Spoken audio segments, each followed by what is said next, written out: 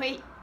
Então, hoje eu tô aqui pra falar de uns assuntos mais frequentes, recorrentes em relação ao parkour. É uma dúvida que a galera que não treina parkour tem num primeiro momento e até quem treina parkour não sabe responder muito bem sobre isso. Às vezes entram em um estado de negação absoluta de que isso pode acontecer, isso possa existir, isso possa ser verdade. E por isso que eu acho que esse assunto deve ser trazido à discussão aqui no canal. Quem não me conhece, eu sou a Raíssa, eu sou professora e praticante de parkour há mais de 10 anos. E aqui no canal eu busco trazer assuntos relacionados ao parkour e também gosto de compartilhar algumas compilações de cenas de treino também. Acredito que no YouTube e na internet de forma geral a gente tem demonstrações do que é parkour de uma forma prática, muito bem representada, porém existem poucos canais onde a gente possa de fato discutir sobre parkour.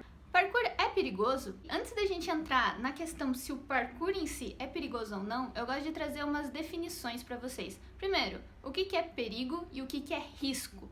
E por que o parkour se enquadraria em alguma dessas definições? Risco é a probabilidade de que um evento possa vir a acontecer. Esse evento pode ser tanto positivo ou negativo, dependendo do sucesso relacionado a esse acontecimento. Ou seja, quando a gente está atravessando uma rua, essa atividade, por mais corriqueira que possa parecer, ainda assim apresenta um risco, pois tem a probabilidade de um carro vir ou não atropelar você. Eu sei que esse exemplo é até um pouquinho, sei lá, vulgar, vamos colocar assim, mas existe risco em várias outras coisas na nossa vida que a gente nem tá totalmente consciente deles. E a gente pensa que pela escolha de decidir não fazer algumas coisas, sendo que isso também pode apresentar um risco. Às vezes não a curto prazo, porém a longo prazo pode vir a acontecer. Cada situação oferece um risco. Na vida, na realidade, a gente não tem nenhuma estabilidade em relação a isso, mas depois a gente entra nesse assunto aí. E perigo é quando a gente tem uma ou mais circunstâncias que aumentam o risco de um acontecimento dar errado, ou seja, não ter sucesso naquilo que foi proposto. Não entrando em assuntos que eu não tenho total domínio para falar com vocês, vamos conversar um pouco mais específico sobre parkour. Parkour, então, não seria uma modalidade que apresenta algum perigo, mas sim apresenta alguns riscos, assim como outras modalidades esportivas, né?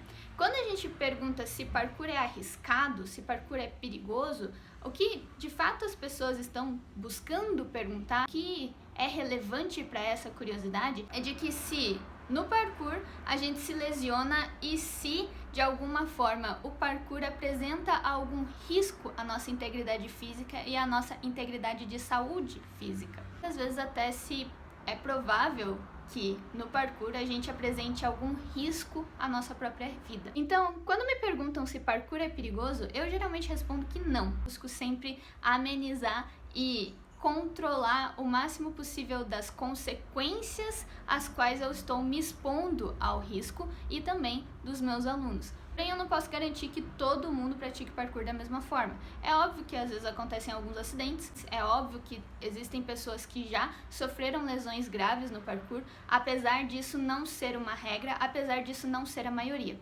Inclusive, entrando nessa questão de lesões, você já parou para pensar qual esporte aqui no Brasil tem mais índice de lesão? Acredite ou não, é o futebol. Futebol não é um esporte que remete a algum tipo de risco, remete a algum tipo de perigo. A modalidade mais tradicional aqui no nosso país e, querendo ou não, apresenta a maior taxa de lesões no joelho, segundo um estudo na USP, em relação a outras modalidades. Mesmo assim, no nosso senso comum, no nosso imaginário coletivo, o futebol não é uma modalidade que a gente realmente lembra de risco ou perigo. Mas trazendo para outros países, então, nos Estados Unidos, qual seria o esporte com maior índice de lesão? Na realidade, é basquete.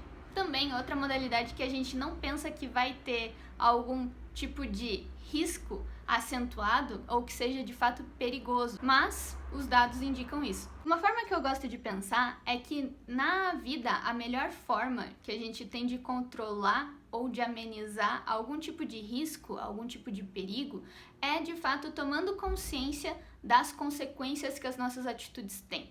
E acredito que muitas vezes a gente acaba terceirizando essa segurança que a gente pode ter com o nosso próprio corpo, né? Pensando na prática de alguma modalidade esportiva, o quanto que a gente acha que dependendo de algum equipamento, a gente teria um pouco mais de segurança. Quando eu comecei a treinar parkour, foi muito comum vários parentes meus perguntarem por que eu não poderia utilizar joelheira ou luvas, capacete, enfim, alguns equipamentos de segurança que, de fato, me trouxessem mais segurança quando eu estivesse praticando. E no parkour a gente tem um conceito lá, desde a sua origem, de que a ideia é treinar o suficiente para deixar o corpo mais forte para que a gente não precise de nenhum tipo de equipamento externo além do nosso corpo para garantir a nossa integridade física. Outras modalidades não têm esse tipo de raciocínio e às vezes até eu acredito que seja bom ter algum tipo de aparelho de segurança.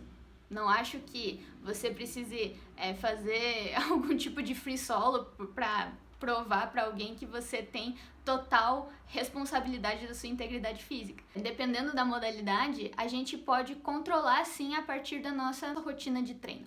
O parkour é uma dessas modalidades. E eu acho também curioso trazer para vocês algumas modalidades semelhantes e como que talvez equipamentos de segurança nem sempre garantam que a gente mantenha uma integridade física. Quando a gente pensa em rugby, futebol americano, qual modalidade você acredita que apresenta mais segurança dos atletas? Talvez o futebol americano, por causa dos equipamentos de segurança, certo? Para proteger do impacto, né, durante os embates que acontecem durante o jogo. Porém, o que a ciência diz a respeito em relação aos índices de lesão é que, de fato, o rugby apresenta um maior índice de lesão. De fato, os jogadores têm mais lesões durante o jogo, durante as temporadas. Porém, no futebol americano, as lesões são mais graves, apesar de acontecerem com menos frequência. Parece contraintuitivo, né? Mas para pensar um pouco. Se você fosse um jogador de futebol americano e você achasse que algum aparelho ou equipamento externo garantisse sua segurança, será que você não iria se jogar um pouco mais do que quando você estivesse sem nenhum aparelho, como é no rugby? Aí você pode estar se perguntando, beleza, Raíssa, mas o que o rugby e o futebol americano tem a ver com o parkour? Gosto de trazer essa analogia para outros dados que eu li recentemente sobre os índices de lesões no parkour também. Quando a gente pensa na prática do parkour, a primeira coisa que é bem característica são os saltos, né? E muita gente já me perguntou, é normal ter dor no joelho? Porque os saltos apresentam bastante impacto. E eu acho que é uma dúvida legítima. Pensando numa modalidade esportiva que pode apresentar semelhanças em relação à altura dos saltos e à frequência de impacto, acredito que ginástica artística pode ser comparada nessa questão. E até por conta dos giros também que a gente gosta de fazer no parkour. O mais curioso é ver que, em comparação aos ginastas, no parkour a gente tem um menor índice de lesão e um menor índice de gravidade de lesões também. Rompimento de ligamento em relação a tendões, principalmente dos membros inferiores, do que comparado a qualquer outro esporte que tenha alto impacto, inclusive com atletismo, né, o salto triplo. E mesmo na ginástica, a gente tendo vários aparelhos de segurança em relação ao solo, tem o tablado, tem colchão, sempre tem uma segurança externa para garantir que quedas mais graves aconteçam. Mesmo assim, quando acontece alguma queda, é bastante complicado para os atletas e, inclusive, o volume de treino também não apresenta total segurança para os atletas. Inclusive, nesse mesmo estudo, a gente vê uma comparação de amortecimento e dissipação de impacto e o parkour se mostra mais eficiente nesse sentido também.